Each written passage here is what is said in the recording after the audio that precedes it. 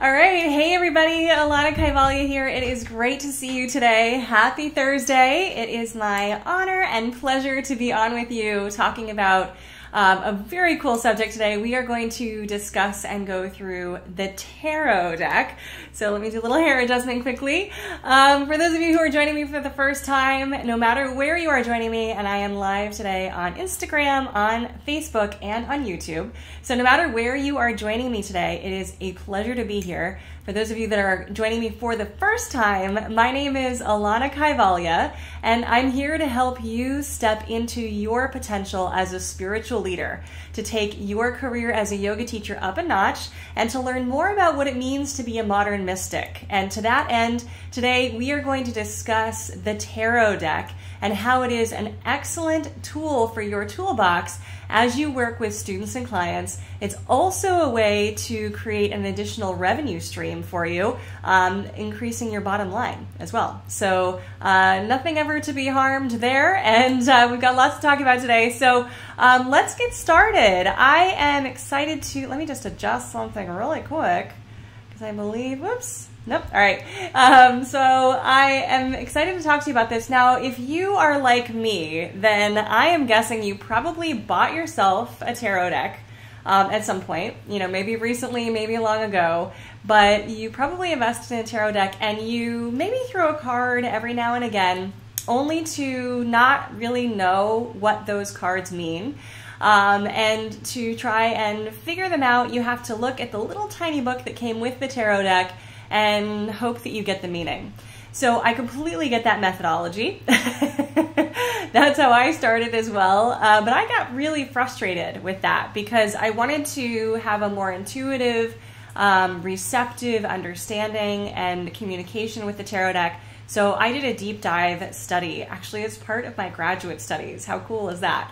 So I know a lot about the tarot deck at this point, and I want to share some of these things with you. And the biggest thing that I want to start sharing with you is the fact that the tarot deck is a tool of divination. There have been tools of divination throughout culture and history. Every society has its own form of divination. Divination is not scary. It's not weird. It is society or culture specific. And I really want to encourage you to understand it from the level of psychology. So that's kind of how I roll as a modern mystic. As mystics, we look at everything on the inside. So we're looking for the internal source of things. That's how yoga works. Yoga is a mystical practice. So we're looking to honor and understand all the parts of ourselves. So I've done a lot of chatting with you over the last many lives that I've been doing, and I've been going live with you probably going on about 1.5 years, maybe even 2 years at this point. So we've been doing this for a while, and I wanted to So I wanted to reiterate really quickly a little bit about spiritual psychology, yoga psychology, which is essentially that there are 3 main pieces to our psyche. So there's the totality of our psyche. There are 3 very important parts of it. The first, probably most recognizable part of it is our ego, or our conscious mind. The mind that is always operational. It's the mind that is talking to you right now. It's the mind that helps you interact with others. And then there is the higher mind, the higher consciousness, where we're able to receive inspiration. This is the mind, the part of our own psyche that is connected to the source, to the collective. It's able to receive wisdom from something greater than us. And then there is our unconscious. And this is actually the majority of our psyche. These are the deep buried triggers, emotions, reactions. This is actually where the source of our greatest gifts lie. So those are the 3 main parts of the psyche. And when we work with any tool of divination, we're actually working with our higher mind, that higher part of us that is able to tap into something greater and pull messages in. So when you receive a hit of inspiration saying, hey, go left, not right, then you are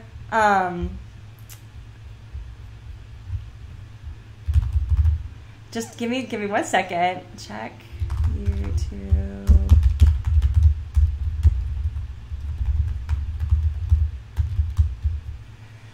All right, so let's see. Let me just make sure of something really quick.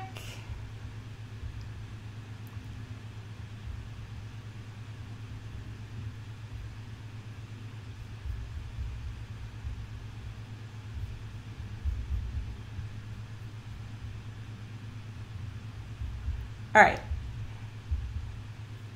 Okay, so essentially, where was I? So we do a lot of work with our conscious mind. When we want hits of inspiration, we've got to connect with the higher mind.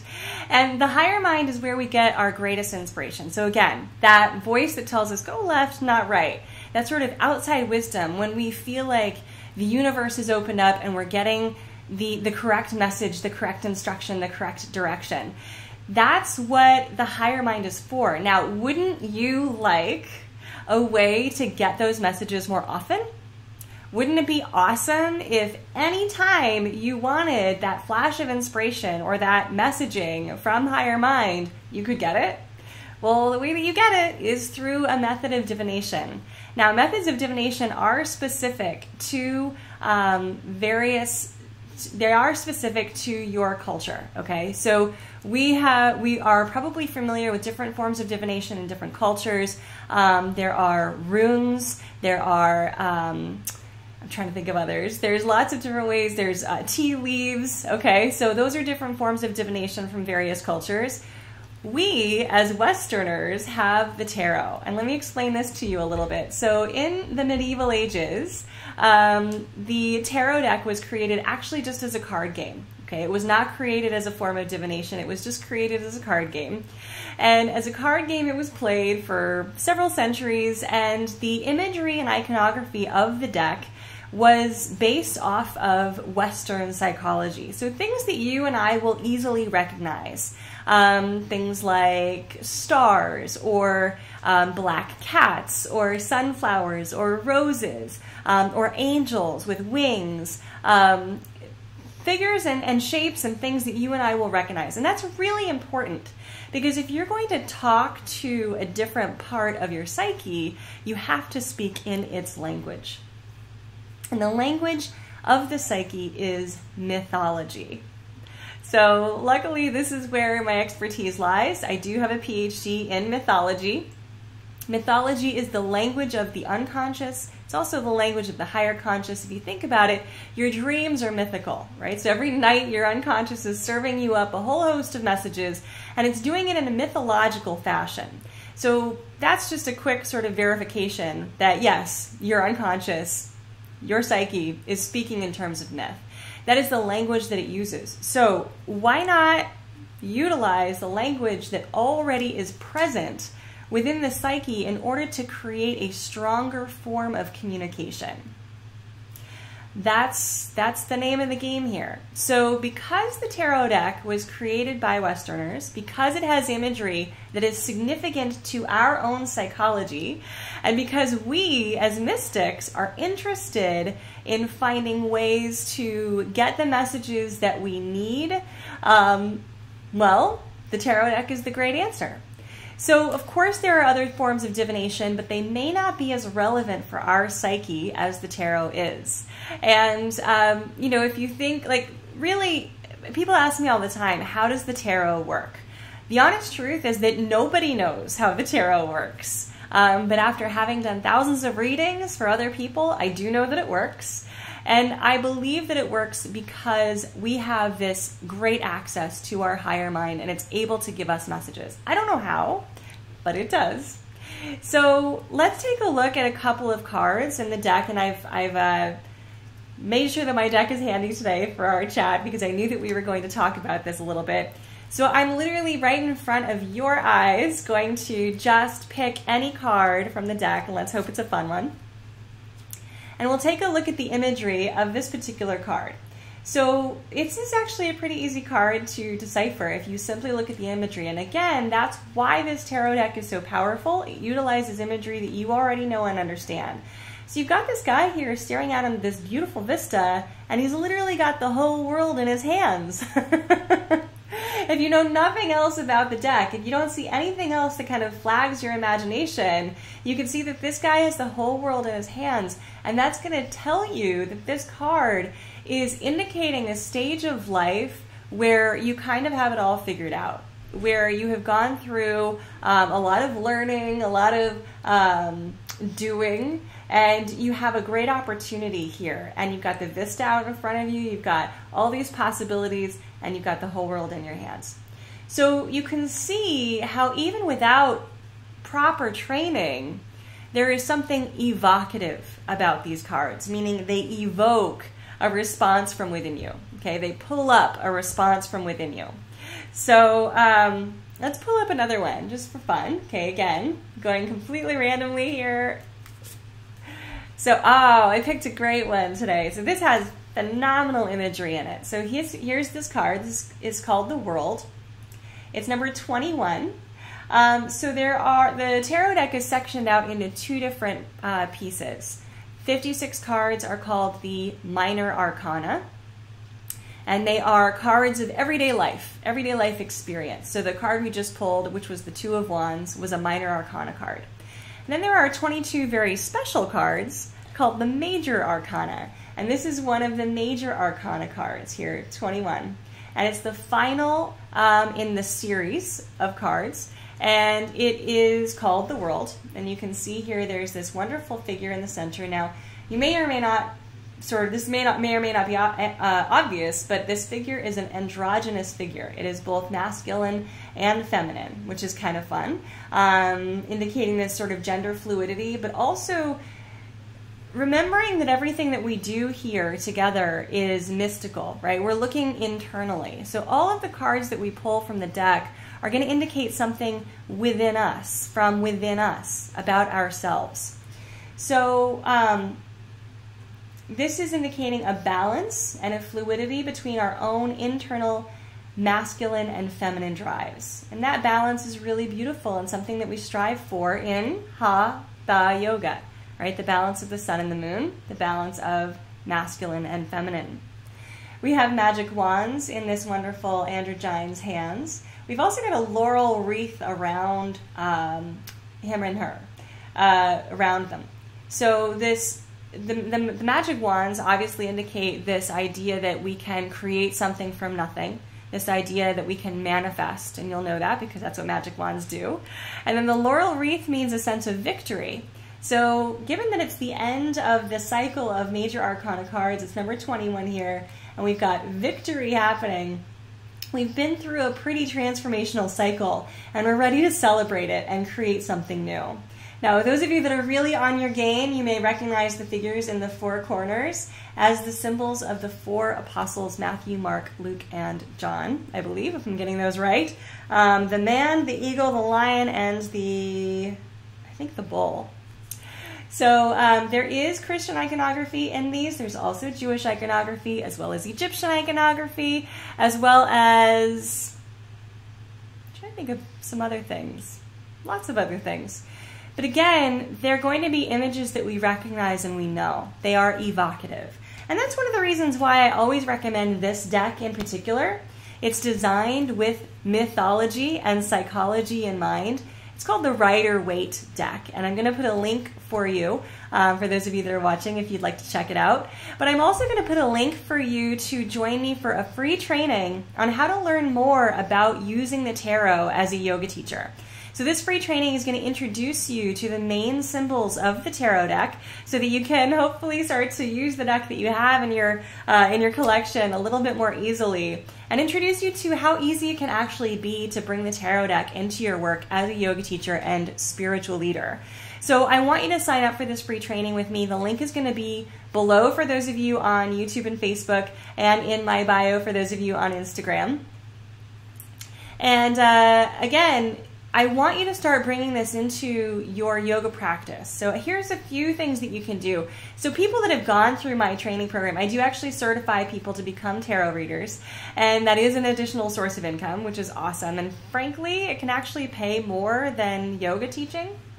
You know, you make maybe on average, if you're lucky, $50 per yoga class, which is at minimum 60 minutes. you can start charging $40 for a tarot reading for 30 minutes.